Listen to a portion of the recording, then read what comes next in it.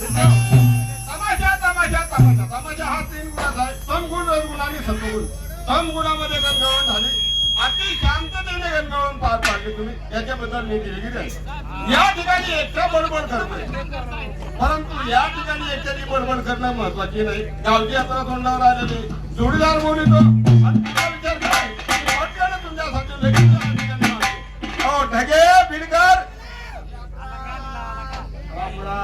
कसं काय चाललंय काय कोण? सध्या खेडे गावात राहतो, खातो पितो आनंदामध्ये आहे. बर, तुम्हाला बोलवण्याचं कारण एकच, काय कारण? गावची यात्रा तोंडावर आलेली. मग आता गावची यात्रा भरवायची म्हणलं एक दोघांचं काम नाही. एक दोघांचं नाही. मग तेव्हा तुम्ही एक काम करा, काय करायचं? पाठीमागे जा. हो.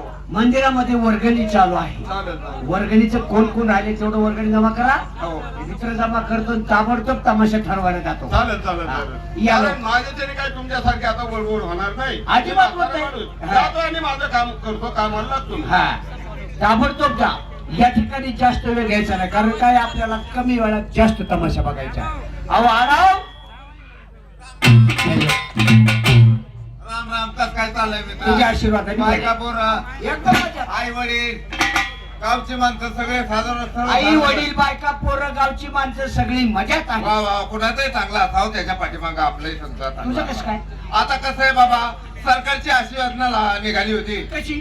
की झाडे लावा आणि झाडे जगवा. शाबास. कारण काय, झाडं जर माणसाने लावली हा, तर येळेवर पाऊस पडणार. वेळेवर पाऊस म्हणजे निसर्गाचा समतोल राखला जातो, निसर्ग पर्यावरण ऑक्सिजन तयार होतो. बरोबर आहे का? म्हणून म्हणलं आपणही काहीतरी झाडं लावा आणि सरकारला थोडासा हातभार लागेल या हिशोबाने मी झाडं शाबास लावले. पत्त्या शाबास. आई शपथ घेऊन सांगतो 1000 झाडं लावले. कसं काय? 1000 झाडं. त्याला मी 2-3 लावले, त्यालाच पाणी घालून व्हायला तो डायरेक्ट 1000 झाडं लावले. 1000 झाडं लावले. हा हा म्हणता साऱ्या गावात बातमी पसरली, तालुक्यात पसरली आणि तशी बातमी पसरली तशी आमच्या गावात सगळ्या गावात हा हा पसरणार. हा. येणार का 1000 झाडं लावली म्हणलं बघायला येणारच ना माणूस. अहो पण त्याच्यात गडबड झाली नाही. काय झाली? सगळ्या पोलीसच्या गाड्या गावात यायला लागल्या.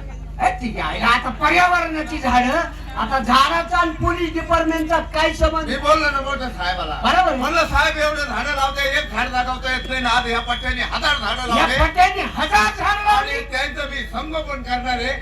आणि तुम्ही मला बेड्या घालायला आलेच कसे काय? आणि कसं काय? पोलिसांनी मला एक सांग. हा. पोलीस तुझ्याकडे बेड्या घालायला आले आले. कारण तू तर झाडी लावली होती. झाडं लावले. अरे हा? तू झाडं कशाची लावली? मी गांजाची झाडं लावली. आईचं भुसकट उतरलं तुझ्या. त्या बाग तिकडे पलीकडे आपले साहेब उभे आहेत, लगेच सांगून आताच न्यायचं. नको. मग तसे झाडं लावायची नाही बरोबर. बाबा. माणसाची झाडी थोडी टिंगल. एकदा का माणूस खळखळून हसला तर 5 मिनिटाचं आयुष्य वाढतं. बरोबर. पण या ठिकाणी आपण 2 जण जमलो. आहे ना. दोघा तिसरा मित्र बबनरावला बोलून घेतो. अहो बबनराव.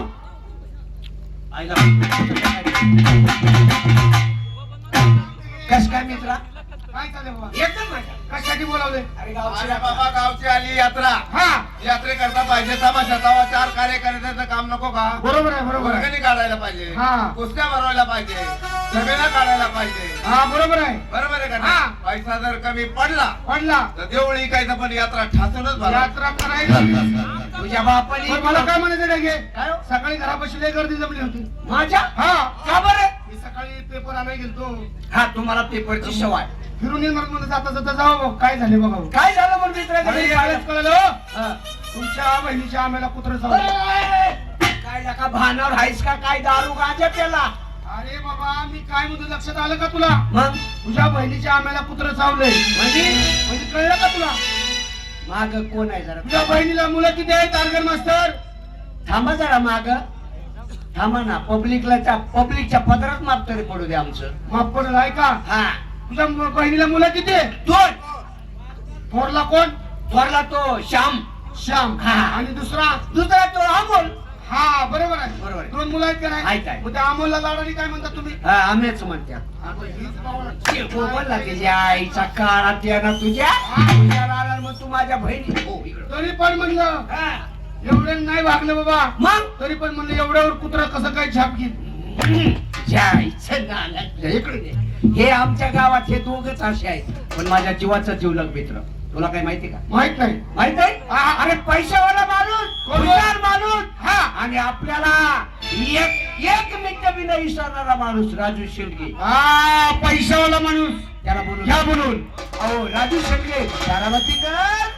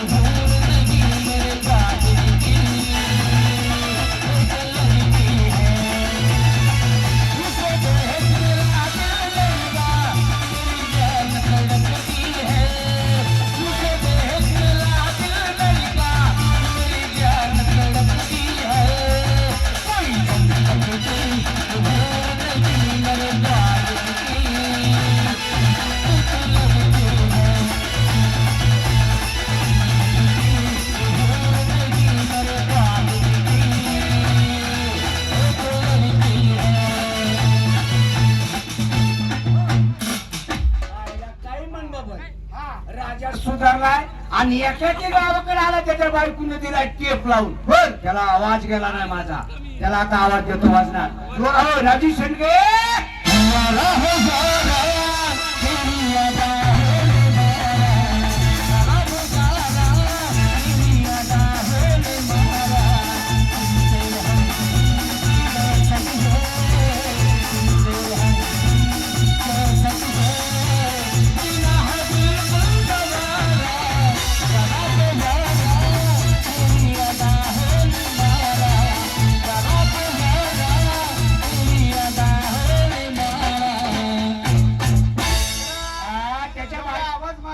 त्याच्या बायकोनी टेप लावलेला आहे. त्याला आवाजाशिवाय काय कळणच आपला किती आवाज मारलाय त्याला. पण त्याला माहितीये, माझ्या मित्राचा जर तिसरा आवाज गेला आणि तो जर नाही आला ना, त्याच्या आईला कुकुट कोंबडच लावतो. अहो राजू शेंडगे, बारामती कर.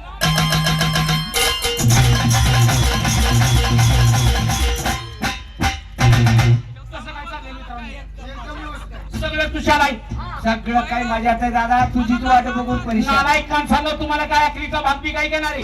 अरे गावची सुधारणा कुणी केली, काय केलं हे तुम्हाला माहिती का? होती का गावात शाळा? अजिबात नव्हती. कोणामुळे झाली? तुझ्यामुळं, तुझ्यामुळं. होतं का गावात तुम्हाला सांगतो पाणी? अजिबात नव्हतं. कोणामुळे झालं? तुझ्यामुळं, तुझ्यामुळं. अरे एवढंच काय, होती का गावात लाईट? नव्हती ना. कोणामुळे झालं? तुझ्यामुळं, तुझ्यामुळं. होता का गावात पहाड?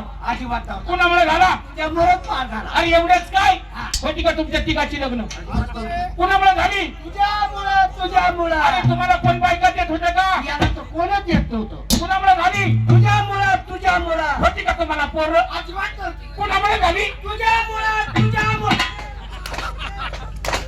या माईचं भुसकट होते तुझ्या.